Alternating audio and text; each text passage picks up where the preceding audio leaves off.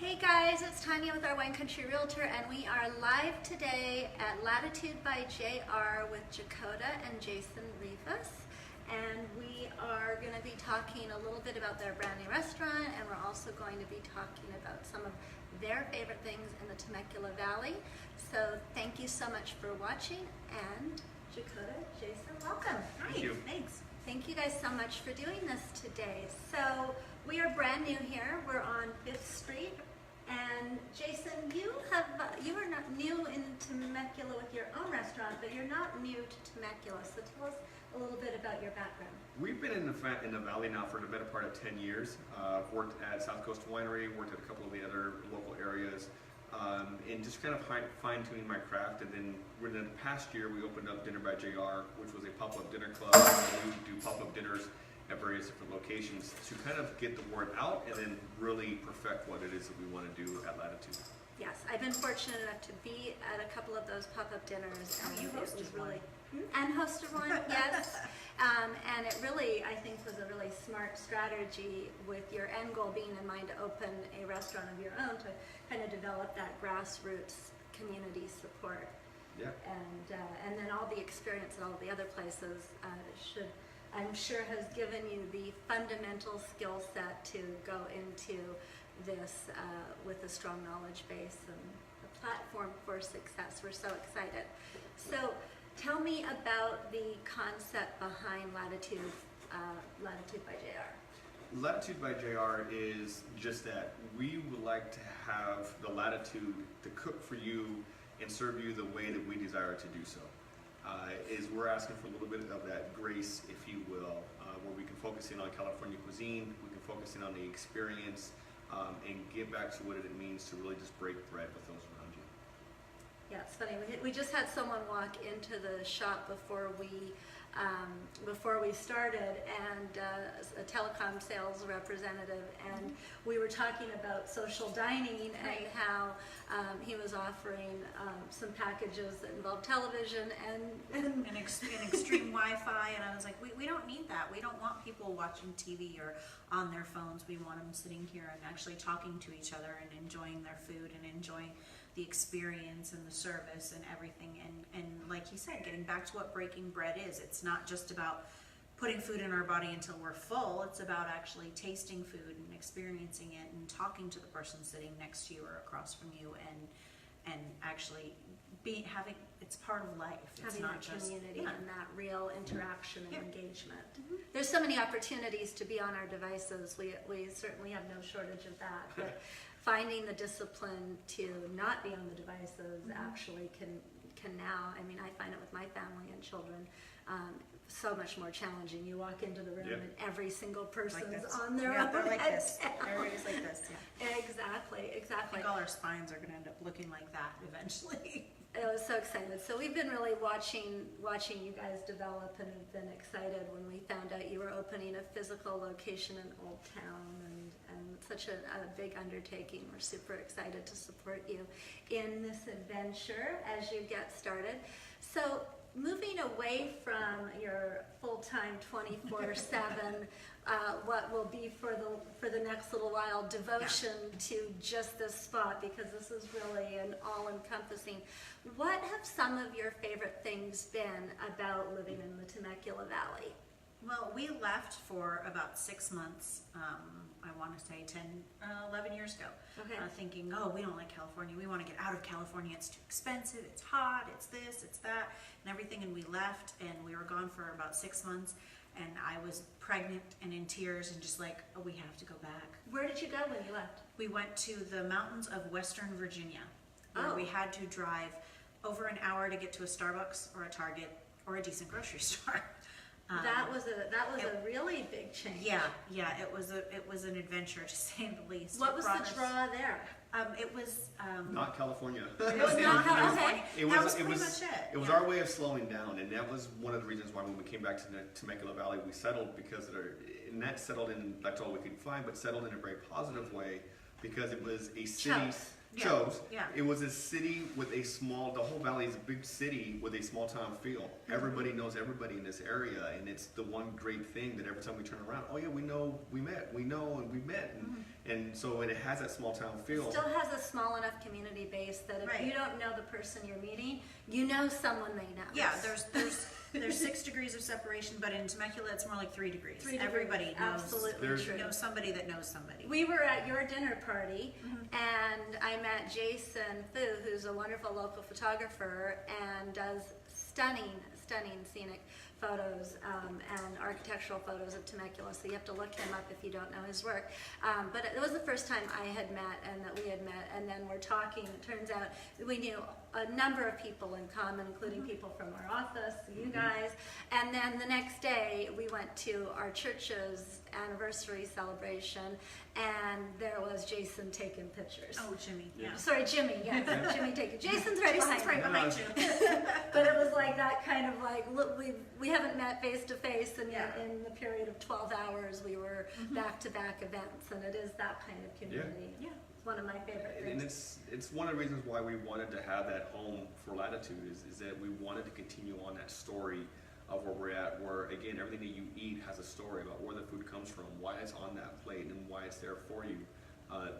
Pairing in directly into what California is, which is that seasonal and that comfort, but at the same time local and sustainable. And it was just something that was big for us because that's what this community is about. Well, and this community has so much, and maybe we can segue into that, talking about it has such a strong agricultural base, and surrounding areas have tremendous farming base. So what are some of your favorite local sources for wonderful local products? Well, right now in the immediate, we love that our beverages, all of our beers come from the local area.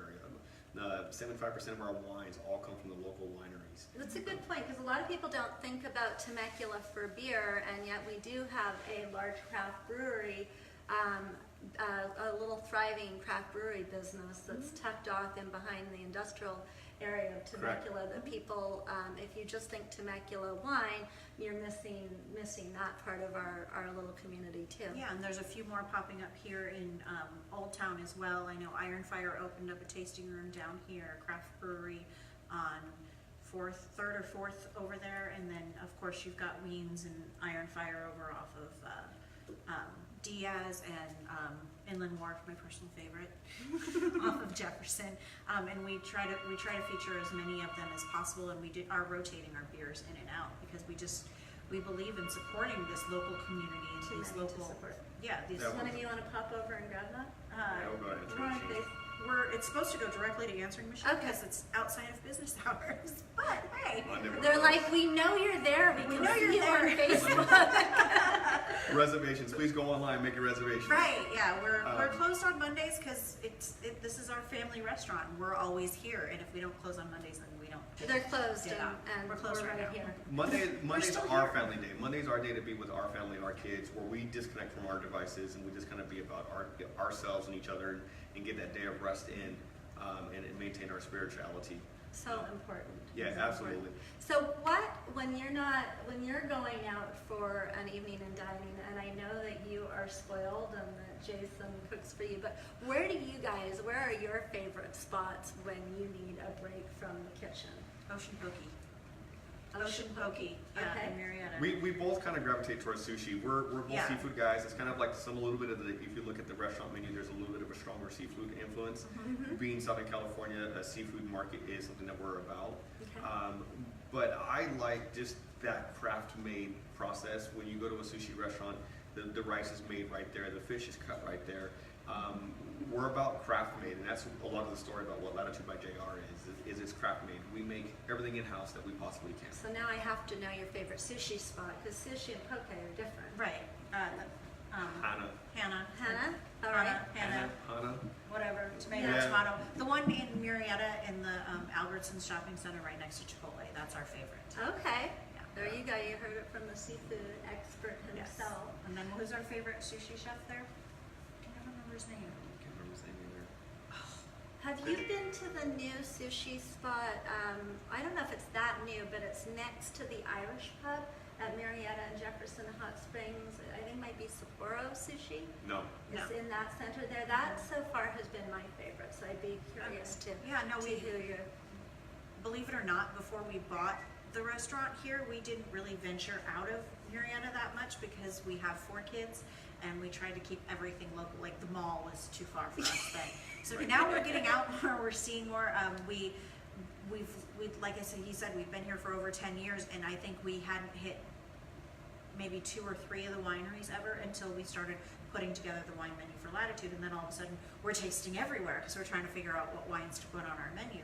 So opening the restaurant has really broadened our horizons and allowed us to get out more because we feel a little bit less guilty about not being with the kids because it's for work. Oh, that's and well, and those 4 kids, I mean, you're lucky that you can leave 4 feet out the door aside from getting them to school and their activities. Yeah. That in and of itself is an undertaking. I know as a mom too. Hats off, you're outnumbered by hand. Well, when you're alone. There's one for each of you when you're together. Exactly.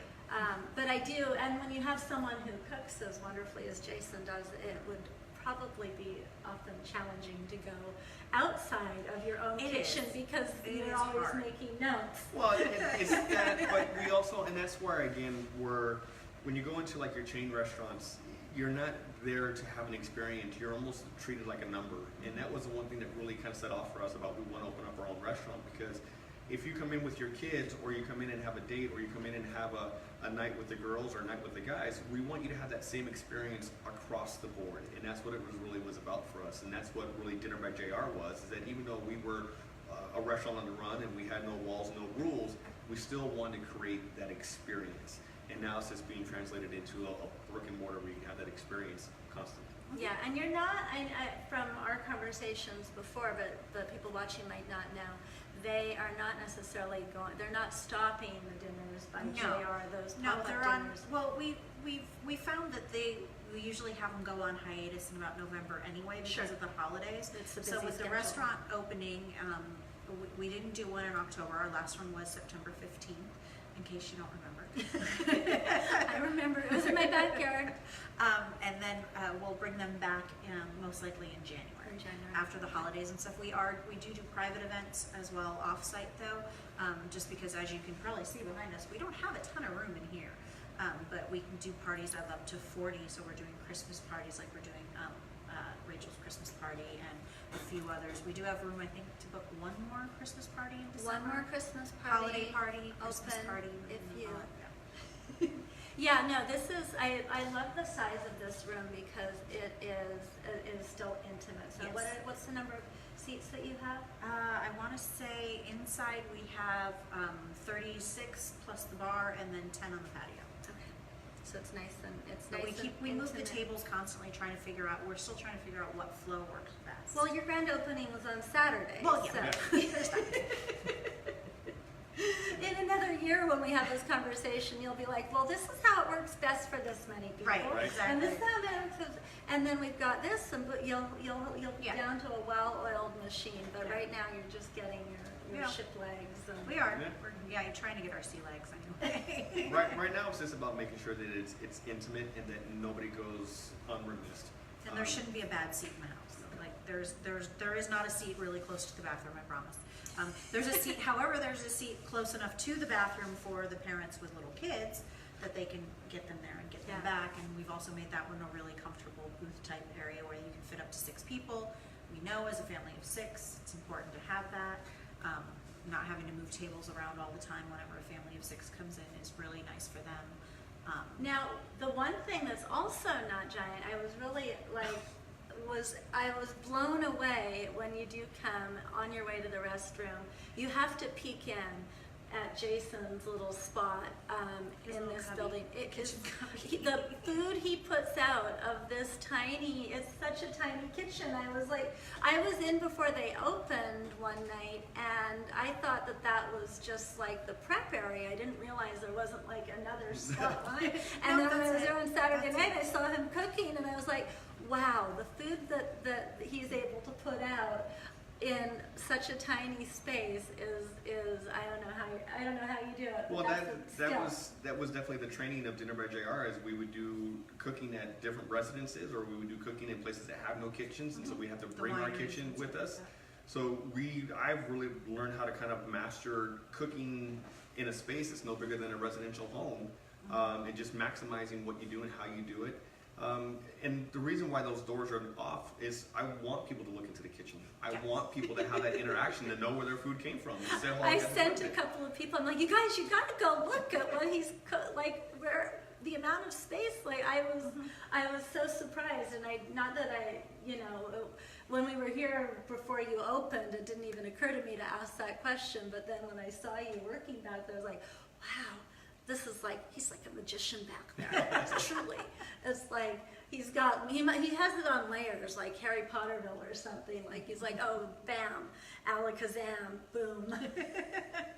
We've definitely learned how to take advantage of vertical space. That's for sure. Yeah, I'm going to ask a question about one of the items on the menu because I asked it when I was sitting down and eating because I ordered the salmon, and normally I will only order salmon out if I see that it's wild Alaskan, and this wasn't on Saturday night, but I ordered it anyhow, and it was absolutely delicious. But I was asking why it wasn't wild Alaskan, and Jason came out, and I'm so used to just saying JR. You can say JR, I it's guess fine. it's both. They're accurate. I go under Chef all the J, way. whatever. Chef J. Hey, So he came out and talked to me, and even though it's not wild Alaskan, the salmon has actually been very specifically chosen. Maybe you can talk a little bit about Yes. why it's just as good as what my normal choice would be, or better. The thing I will say it's better is that it's craft raised, so it's very sustainable. It's not like wild salmon where we're kind of depleting what's out there and what can be replenished on a natural basis. But this is a Schooner Bay salmon, comes out of the Schooner Bay region up in the British Columbia, Vancouver area. My home state, or province. It is... It's another country. They don't call it farm raised, they call it craft raised because Okay. they actually have ranchers, as they call themselves, who live on the pens with the salmon so they can take care of them 24 hours a day. The food is sourced all the way back, so they know where that shrimp comes from and how that shrimp was processed, and they eat naturally. So they're not eating GMO. They're not eating foods, junk. They're not eating pellets. They're eating what they would eat in the wild. But Schooner Bay has actually gone so far also to really minimize their carbon footprint, so they only send stuff out on trucks versus airplanes. They only send out twice a week. They deal in very recyclable cardboard boxes that are very insulated, so again, we're reducing our carbon footprint. They also only harvest what is needed. They don't just harvest for the sake of harvesting, and then next there's all this excess fish. They're very selective about what makes the greatest Schooner Bay. The best thing about it, what I love as a chef and what the customer really appreciates as well, is that it's 3 days out of the water from when we get it. So you really get that extreme freshness, and it really kind of mirrors that wild salmon. But it's a craft in what these people do to make sure that it comes out so great. And I am not a fan of fish skin in general at all, and so I told you had to eat it. I bravely, in my opinion, because I don't normally eat it, like picked off a little piece and tried it. I was like, oh my gosh, that's so good. And then I started breaking off my salmon skin to give to other people at the table to try because it was super, super delicious. So even for your skin eaters. It was so crispy and delicate and delicious. That was really flavorful. It has very a great flavorful. Yeah. And now Schooner Bay farmed, but it's like really like craft farm. Yeah. It's like saying craft beer versus your commercial beer. Yeah. It's that much vastly different in the whole process, because they care about what it is just as much as what we care about what goes on our plates, and that's why we partnered up with them to feature them. Is because I don't want just your run-of-the-mill salmon that's been sitting in some warehouse for a week before we get it. Or some farm-raised salmon that's been fed pellets of And cardboard. overfed just to get them up to where they need to be. Right. I see a couple of people have joined us there. Hi, I can't see your names because I'm old and blind. I think Carrie Lynn. Hi, Carrie Lynn. Yep. And I cannot read the second name. I am so sorry. I need glasses, and I'm having a fight with myself about that need. So thank you guys so much for joining us. Let's segue a little bit away from seafood and over to wine, because I know that you guys have focused on Temecula wines, which is fantastic. But you're also doing I don't know. I'm gonna wonder how long it'll stay this reasonable. But right now, Yeah. you are offering unbelievable corkage Right. fees. Well, like we said, we really want to stimulate and support local. So it was important to us to feature a lot of Temecula wines, and as not just feature them, but to help those businesses to grow even more. So what we've done is any Temecula wine, if you bring in a Temecula wine from any winery here in the Temecula Valley, your corkage fee is only $7. $7, people. But if you bring in a wine from one of the wineries that we partnered Don't with, even tell them that. that we currently feature, which right now are Weens, Dofo, South Coast, and Hart, then your first bottle, there's no corkage fee. So go visit those wineries, pick out your favorite wine, bring it in for dinner, and we're not going to charge you a corkage fee. If you do And then your want second bottle, I think you said was $7. $7. Yeah, just the Temecula fee is $7, and then our regular corkage fee, because we do know that there are people out there who prefer to bring in their own wines, and they like to branch out and experience Napa and Al French Lil, we're wines. talking to you. Yes, we are. And Al Glaser, 'cause he My said- neighbor. Yeah, he said you need a little bit more vintage on your wine list. I said, no. What do you drink when you go out? And he said, I don't. I bring my own bottle. I said, exactly, and I'm only going to charge you a $10 corkage fee to do that. So you can still bring what you like to enjoy if it's not Temecula wine, and enjoy it with our food, and only pay $10 a bottle. I've seen at least Al Glaser, our neighbor. Yeah. I always say Glasser, but you Is it could be Glaser? right. I don't know. You Either guys way, will Al, have to- Al, come one on of in and us give us is an sorry. education on how to pronounce on your how to last pronounce name. your last name, but I've seen him. I'm pretty sure I've seen him drink a few Temecula wines.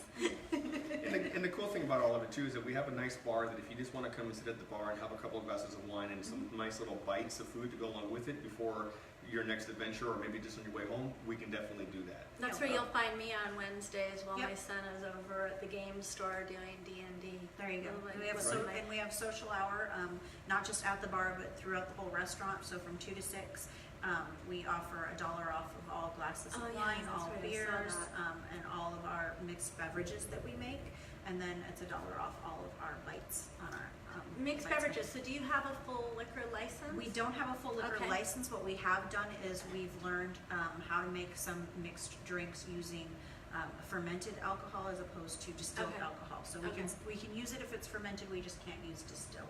And we've been able to create a pretty good margarita recipe. And I'm a margarita drinker. Ah. So yeah, it's a pretty good margarita recipe. I know, I tried it, and it'll give you a margarita hangover too. So be careful. But yeah. Taco we- Tuesday is not lost here. Not at Or all. maybe no Not at all. tacos. No tacos in the beginning, but who knows? We will, Who yeah, knows? we'll do specials and stuff like that. Who But knows? also, our margaritas are just as craft as our food. We make our own sweet and sour with simple syrup and lime juice and our own flavoring, so we don't put anything artificial in that. Which is probably, going to get you some amazing flavors. Yeah. When you Yeah. go into the craft And then making. even our sodas are stubborn sodas, nothing artificial, no artificial colors, fair trade, certified organic sugars in them, and just, I didn't want anything in the restaurant that I wouldn't let my kids have. Oh, I love that. That was my goal. I love that. That is awesome. It's an honest to God dining experience where it's about the food and what's put on that plate, why it's put on that plate, where that food comes from, and then overall the experience that you have through the servers and through your people that you're dining with or by yourself, and just being interjected. If you come in as a solo person, you're going to have a great conversation with people and you're not going to want to leave. But at the same token, if you come in with another friend or with a spouse or somebody else, you can have a great experience with that person and not be pestered and not feel like you have to leave as well. Yeah. So awesome. Well, thank you guys so much for Yes. taking time. You guys, they're not sleeping right now. It has been maybe now this week you get a little I sleep, think I but slept they've a been little last night. 24/7. I was going to say that the coffee we feature does wonders for us. In Taza, local coffee. Yeah. Yeah, but they're, and Taza is another amazing spot that Yeah. I Yeah. actually can't believe it took me this long to discover it, because my daughter rock climbs like right in that neighborhood, and it's tucked off the side there, and what a beautiful little Yeah. cafe they Yeah. have. But they're roasting their beans Yep. Yep. on site, and then you guys are And then bringing they them deliver over them. here. And again, that's the whole idea, is that we want to know the people people, and we want to have the relationships with the people who provide us with what we serve. Well, by the way, my husband's favorite, oh gosh, I'm not going to say it properly, but he is obsessed with their... Pork chop? No. Oh, Oh my gosh, I wanted to talk about that. I want to talk about that, but let's circle back because I want to finish on the In Tahoe. next door. They have the Havana Havana Kitchen. Kitchen, and my husband's favorite coffee is there. He's had it like 3 places in the country, and this is like his second favorite, but it's their Cubana Libre Okay. or something like that. It's a little espresso-like shot that's sweetened, that has like a drop of steamed cream or steamed milk on top of it. So it's this big, and he's like, you guys get like 50 bonus points for being right next door to the Havana Cuba, so that after dinner he can run Right, over there. you get a coffee, bring it over here, I'm come and get like- something to eat. And I'm like, well, that was the next step. I was like, if you guys can work out how to bring that in Yeah. and make a deal with them to do a little espresso run, 50 extra bonus points for my husband. Right. But yes, let's go back to what was universally, we had a group in for my birthday party on the weekend on grand opening night, and 3 people of the group, what were we were 7, ordered the pork chops. And one of the group had been in for the soft opening, and they had also already ordered the pork chops, and were coming back for a second round of pork chops. So, favorite universal dish out of the gates for your restaurant is the pork chops. Now, is there a secret, a special secret to this? Part of the secret to that pork chop is that it's a heritage pork. Okay. It's also known as a black pig. Okay. Basically, when that pork comes in, the meat has a red tinge to it, almost like beef, unlike commercial or commodity pig, which is almost white, hence the other white meat name. We give it a quick rub down, and then we sear it off and roast it, and we treat it almost like you would like a barbecue pork, where we put a nice little rub, and then we put a Korean barbecue sauce to go along with it, and really do a nice little California plain interpretation of a barbecue pork. Now, where are you sourcing the heritage pig? Because that's hard to find. Heritage, the pork actually comes out of, I want to say Wyoming, Okay. Salmon Creek, maybe it's Idaho, please forgive me. But Salmon Creek Ranch is the area that produces the pig for us. It's a heritage pig. It's a Berkshire pork is the actual name of the breed. Sometimes known as a black pig because of how dark the skin is as well as the hair. Amazing. Worth the trip in just for But the pork. for Definitely sure. the ranch is Salmon Creek Farms for Okay. sure. This is a great quality pork. Well, it shows, because everyone at the table was definitely saying that they would be back again for the pork chops alone. And that's funny, because that leads me into another comment, thought, observation is, and we had this conversation about some other restaurants that we had been to, we won't name names, but every restaurant needs that one, like, that when you, at least Signature I was, dish. that dish, the signature dish, but the reason that I feel like a lot of times we go back to a place over not going back is often one thing. It's that one dish that keeps you coming back, and that gives you a reason, like, oh yeah, this is good, and they have that, and I've had a few other things, but I always go back to, so I think that we've already honed in on your restaurant's classic, between me and the salmon and the pork chop. Very cool. So And the good. fig toast. Don't forget the fig Well, toast. actually, there's the fig French toast. Both, the fig well, toast. on Sunday brunch toast, fig Yeah, French the toast. fig Kind of French went on toast, Sunday brunch for fig French toast. Yeah. So If I was eating bread, which I'm known to eat a few bites of the Yeah. fig toast because it's so good, and I'm not celiac, but I definitely swell up like I- a black pig when I I do too. So I know how you feel. Yeah. when I eat that. All right, well, let's say goodbye to you. You're welcome to stay, but I do need to do the rundown of what is coming up in Oh no, go Temecula right ahead. this We gotta go weekend. get a kid. And yeah, and then I have to go and run and get a child here right away. So really Okay. quick, because my kids Bye, are guys. going to be yelling. thank you for having us. Thanks. Thank you. Thank you guys so much, and congratulations with the restaurant. And this weekend we are all about Halloween. There are so many Halloween events going on in town. Oh, I almost lost my voice. We have the Kids Craft Ball Fair over at the And this is all Little Miss Shortcake. So this is all posted on the Wine Country Living event page, and also be sure to join Wine Country Living, the Facebook group. Request to join that for all the fun things and talking about the fun things and sharing fun things. If you have friends coming in from out of town, we have the Haunted Masquerade Ball at Fazeli. We have Taco Tuesday coming. Oh, that's after. We're going to stay focused on what's going on. The Murrieta Fall Festival is happening this weekend on the 27th. We've got the Plaza's annual chili cook-off at Faulkner Winery. We've got a Halloween party coming up at Love to Play. That's a daytime Halloween party on the 26th. That's Friday daytime. And then we have, what else do we have going on? So much going on. There is the 3rd annual People Choice Blind Tasting at the being hosted by the Temecula Wine Growers Association. That is coming up on Sunday. So that's going to be a big event. So much fun and so good. I have not done that before. I don't know that I'm going to make that this weekend. This weekend is all about Halloween.